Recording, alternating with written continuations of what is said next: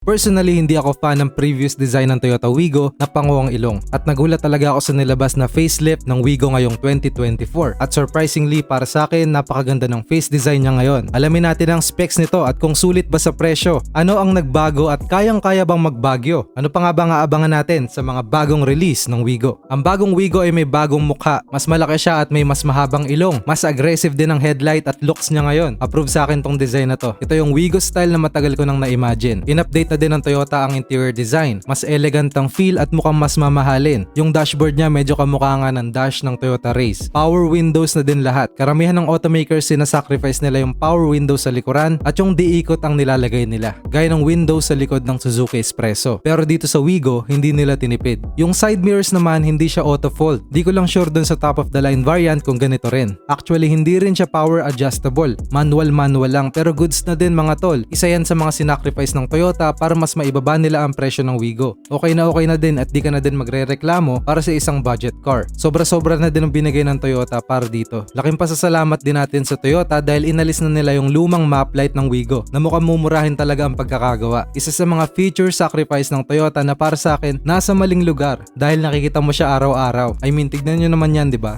Mukhang mumurahin talaga yung plastics. Opinion ko lang naman yan. Medyo Deco type yung ginawa nila sa isang feature na ito. Bench type pa din yung upuan sa likod, isang slab lang siya pero may konting contour naman para sa comfort ng mga pasahero. At same hatchback style pa rin. Naibababa pa rin yung rear seats para magkaroon ng mas malawak na cargo space sa likuran. Lifted na din yung head unit sa gitna, literal. At maganda rin ang pagkaka-design. Meron na din yung Android Auto at Apple CarPlay para pwede nyo nang i-recta connect yung cellphone devices nyo. Dito na din kayo titingin syempre kapag nagna-navigate kayo sa Waze o Google Maps. Pag-usapan naman natin ang makina, specs at iba pang added features ng Wigo. Ang bagong Wigo ay ganun pa rin halos ang makina. Matipid pa rin sa 1-liter 3-cylinder gasoline engine at naglalabas ng 67 horsepower at 89 Nm ng torque. Available din sa CVT automatic at manual transmission. Kung anong trip mong transmission tol. At dahil nga 3-cylinder, ang reklamo ng ibang nagre-review dito, medyo ma-vibrate daw pag naka-idle. Pero okay lang naman yan para sa akin, di naman deal breaker. Tinibayan din naman ng Toyota ang mga 3-cylinder engines nila, kaya naman kahit maliit at matipid ang makina, kayang-kaya pa rin itong umakyat ng Baguio. Yung mid at top of the line models may additional sensor sa likod at yung top of the line lang ang merong rear camera, alarm at built-in dashcam. Mas mahaba din ang bagong Wigo, mas malaki at mas maluwag. Usapang presyo naman tayo. Ang base model J variant ay may estimated price na 609,000 pesos, mid variant E naman ay may 684,000 pesos at ang top G, top of the line variant ay 729,000 ang presyo. May mga elements kung saan makikita mo pa rin sa updated design na siya pa rin yung dating Wigo. Yung spirit na binigay ng Toyota sa Wigo nandun pa rin. Ang kagustuhan ng Toyota na makagawa ng produkto para sa mga taong nagtitipid o tight ang budget pero gusto pa rin ng safe, matibay at quality car. Share nyo tong video kung nagustuhan nyo at kayo ba mga tol, ano ang feedback nyo sa facelift ng Toyota Wigo? Comment down below at salamat sa panonood.